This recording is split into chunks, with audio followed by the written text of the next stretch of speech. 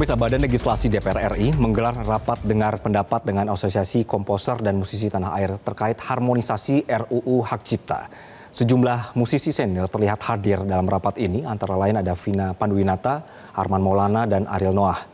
Rapat dengar pendapat umum atau RDPU menghadirkan 3 asosiasi besar yang mewakili para musisi dan pencipta lagu Indonesia, yakni Asosiasi Komposer Seluruh Indonesia atau AKSI, kemudian Vibrasi Suara Indonesia atau VISI, dan Asosiasi Industri Rekaman Indonesia atau ASIRI. Sejumlah musisi besar tanah air terlihat hadir dalam rapat ini, diantaranya ada Ariel Noah, Piyu Padi, Armand Maulana, Judika, hingga Vina Panduwinata. Para musisi ini termasuk vokalis band Gigi Armand Maulana menyampaikan pandangan mereka terkait polemik royalti musik.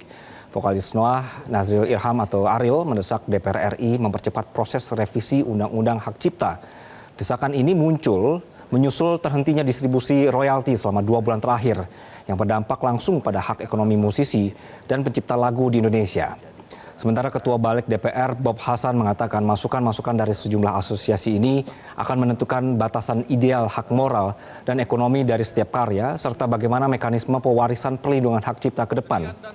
Menurutnya, RUU Hak Cipta harus mampu menyesuaikan regulasi dengan era digitalisasi dan transformasi teknologi yang sangat cepat. Saudari Vina. Ya pemirsa, dan apa saja yang diharapkan oleh para pencipta lagu dan musisi tanah air? Kami akan membahasnya bersama musisi senior, ada Armand Maulana. Kang Armand, selamat siang. Jadi kemarin sudah bertemu ya Kang, kembali dengan DPR. Sebenarnya ada kemarin pernyataan adanya penafsiran ganda dalam aturan royalti gitu Kang. Menurut Kang Armand sendiri sebenarnya bagian mana sih yang sering disalahpahami dan teman-teman ini butuh banget supaya itu diatur? Iya, selamat siang, Mas Anggi, makasih banget, Metro juga makasih banget. Jadi gini ya, jadi waktu itu tuh 2014 tuh kan ada Undang-Undang Hak Cipta, 2014 terbentuklah Undang-Undang Hak Cipta. Nah dari 2014 sampai sekarang gitu, sampai 2025, itu perjalanannya tuh implementasinya atau tata kelolanya tuh tidak diterapkan dengan baik, Mas, gitu Mas. Nah, akhirnya terjadilah polemik yang sangat besar. Nah, yang sebetulnya yang head to head hubungan dengan penyanyi ya. Saya kan dari VISI ya. VISI itu Vibrasi Suara Indonesia, itu asosiasi penyanyi. Kebetulan saya ditunjuk sama teman-teman menjadi ketua umumnya. Ariel ditunjuk menjadi wakil ketua umum gitu ya. Itu tuh ketika ada pernyataan dari teman-teman kita sebagian komposer, yaitu dari AKSI. Itu waktu itu pertama banget Mas, waktu bulan puasa tahun kemarin tuh. Itu tuh tiba-tiba ada pernyataan bahwa yang berhubungan dengan performing rights atau rights itu royalty itu ada beberapa ya. Ada beberapa, ada mechanical rights, synchronization right, ada performing right yang kita sekarang lagi heboh-hebohnya performing nih. Ada grand right, print rights, digital, banyak banget tuh royalty buat para pencipta tuh banyak banget. Nah tapi khusus buat ini nih karena LMK, lembaga manajemen kolektif yang dibentuk oleh negara itu tuh bekerja kurang baik, kurang bagus. Jadi royalti yang harusnya sampai kepada pencipta, khususnya di performing rights, atau di konser, atau dari karaoke dan sebagainya, yang performingnya ya, itu tuh nggak nyampe Mas, nggak nyampe. Nah tapi ketika waktu bulan puasa tahun lalu tuh ada pernyataan bahwa penyanyi ini yang harus bayar gitu. Itu disitulah akhirnya terbentuk visi, karena para penyanyi merasa bahwa loh kok jadi penyanyi gitu, karena menurut undang-undang yang berlaku di Indonesia saat itu dan sampai saat ini itu tidak seperti itu gitu. Yang membayar itu adalah penyelenggara. Pernyataan itu yang akhirnya tuh jadi sebuah kayak pengumuman bahwa memang seperti itu tuh gitu. Nah diperkuat lagi dengan kasus Agnes Monica.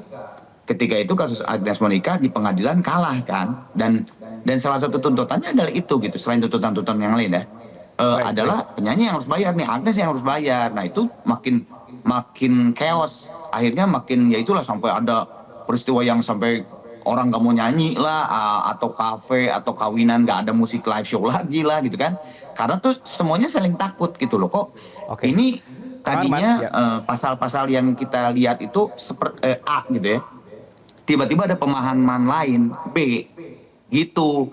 Akhirnya Oke. makanya jadi lumayan rada chaos gitulah. Oke, Kang, punten ya Kang, ini kalau saya catat itu ada 2 dasar hukumnya, Undang-Undang nomor 28 2014 tentang hak cipta dan PP nomor 56 tahun 2021 tentang pengelolaan royalti lagu atau musik. Nah sebenarnya memang hukumnya ini yang membuat jadi multitafsir atau ketiadaan wasit yang bisa menentukan mana yang sebenarnya yang bisa dipakai? Sebetulnya kalau secara pasal-pasal itu sudah benar kok gitu ya. Karena kan ada permennya, ada Ya. PP-nya itu kan. Karena kan kalau yang ya saya juga kan bukan orang hukum ya. Justru karena gara-gara saya sama Ariel jalan udah hampir 1 tahun nih, akhirnya jadi tahu sedikit-sedikit bahwa apa namanya sebuah keputusan yang didasarkan oleh undang-undang itu kan tidak bisa juga cuman dilihat undang-undangnya saja. Betul undang-undang itu paling atas. Tapi kan pelaksananya itu kan ada di Permen sama di PP ya Mas ya. Itu Oke. gitu. Harus memang ya saya juga dapat ini tuh masukan dari Pak Supratman sebagai Kemenhukam sekarang gitu ya Oke. bahwa ya kalau hukum itu harus dilihat keseluruhan, utuh gitu, tidak hanya undang-undang aja karena karena kan undang-undang itu pasti mengatur yang lebih mass-nya gitu, apa yang lebih umumnya. Nah, yang detail-detailnya kan pasti di Permen dan PP kan ya. Nah, itu tuh Oke. kalau misalnya dilihat secara utuh itu sebetulnya udah fine-fine aja. Makanya waktu visi judicial review ke MK kan kita tuh kebingungan ya. Loh kok ini selama ini dari 2014 kita menjalankan A nih, hukum yang ada di Indonesia tuh A gitu ya, undang-undang yang ada di tiba-tiba ada pemahaman B. Makanya kita ke MK. Nah, kita bertanya tuh ke MK, ini yang benar yang mana? Nah, eh, pertanyaan itu sudah dijawab oleh DPR, wakil dari DPR dan wakil dari pemerintah ditunjuk ke DJKI. Itu sudah dijawab. Eh, Kalian nggak usah nanya orang undang-undangnya benar kok, emang udah, Udah jelas begitu seperti ya ini, Kang ya? tidak usah lagi dirubah dan tidak usah dirubah Iya.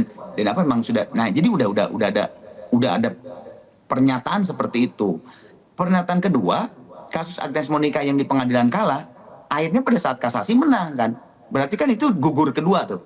Gugur kedua kan. Gugur kedua, ada peristiwa besar di Indonesia yang menyatakan bahwa gugur kedua tuh, bahwa penyanyi itu yang bukan bayar dan sebagainya. Terus peristiwa Oke. ketiga yang besar adalah waktu Komisi 13 memanggil seluruh stakeholder musik dan akhirnya Pak Dasko sebagai salah satu pimpinan berbicara juga kan. Udah yang Pak Dasko yang tadi ada di intronya Metro Siang kan, Iya. 2 bulan ini stop dulu gitu kan.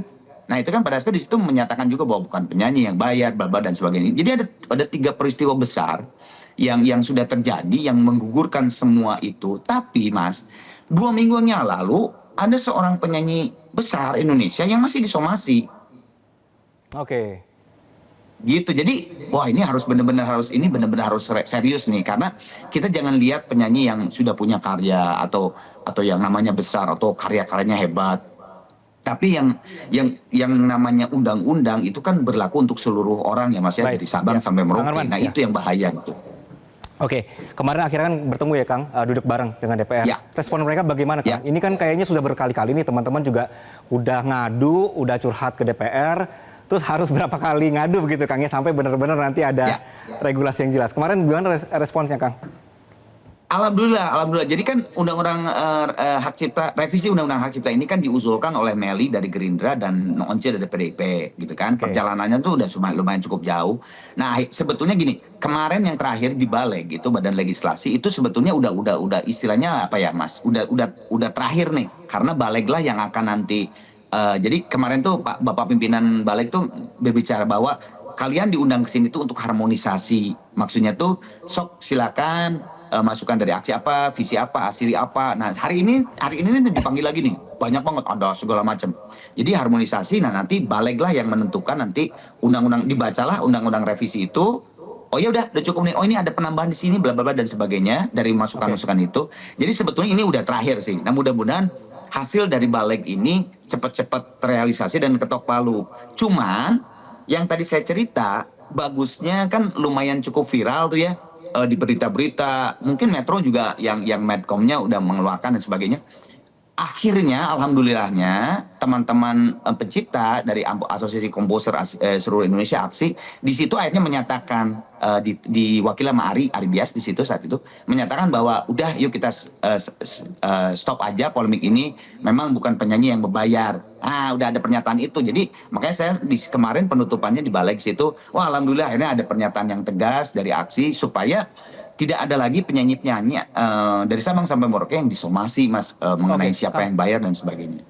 Nah, supaya tadi aja Akang cerita ya, udah ada MK dan segala macam, masih ada juga yang kena somasi. Nah, ketika walaupun ada lampu hijau dari orang yang bilang bahwa oke, nanti ada aturan atau ikutin aturan yang berlaku, setidaknya kalau nanti ada revisi undang-undang berkenaan dengan hak cipta ini, apa yang menurut Kang Arman ini harus benar-benar jelas deh gitu. Jadi tidak multitafsir, tidak ada loophole lagi, tidak ada celah lagi untuk menuntut. Ya mudah-mudahan pasal-pasal yang memang pasal-pasal yang memang bisa multi interpretasi itu ditambah.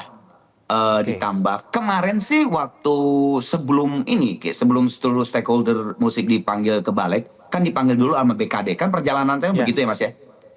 Undang-undang di DPR tuh masuk revisinya, terus di BKD digodok, terus masuklah ke Balek, ini terakhir nih finish gitu. Nah kemarin waktu diundang kita audiensi di BKD itu semua 17 LMK, ada visi aksi, FESMIK, wah semuanya lah itu diundang.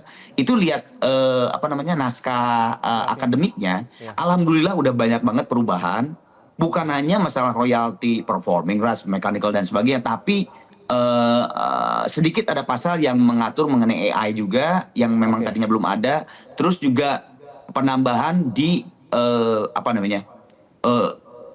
digital, karena kita negara Indonesia bargain dengan kayak platform digital itu sangat lemah, Mas, masih sangat lemah, jauh dengan Malaysia yang dekat aja masih sangat. Nah itu udah dapat. Nah alhamdulillah itu saya baca udah ada banyak perbaikan. Nah ya mudah-mudahan ya insya Allah ketika nanti ketok palu itu memang sudah semuanya, bukan hanya masalah royalti, tapi juga yang bahaya adalah yaitu AI dan platform digital. Itu harus benar-benar Indonesia punya hukum yang kuat dan menguntungkan untuk seluruh stakeholder musik. Oke, kita sama-sama berharap ya Kang, nanti benar-benar diketok palu. Amin. Dan jadi semua ada aturan yang lebih jelas begitu. Kang Arman, terima kasih Kang Amin, sudah bergabung bersama kami.